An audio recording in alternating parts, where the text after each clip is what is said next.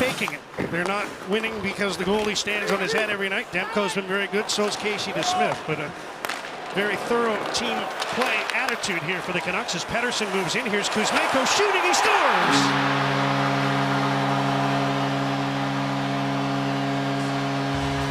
'96 scores 94 seconds into the game, and the Canucks lead 1-0.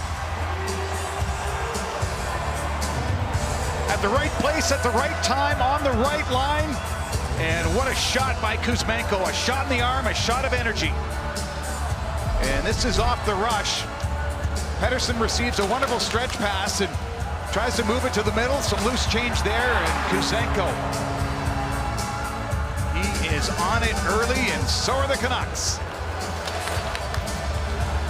He wanted that pass all the way. Tapping the ice, beating the goalie. And just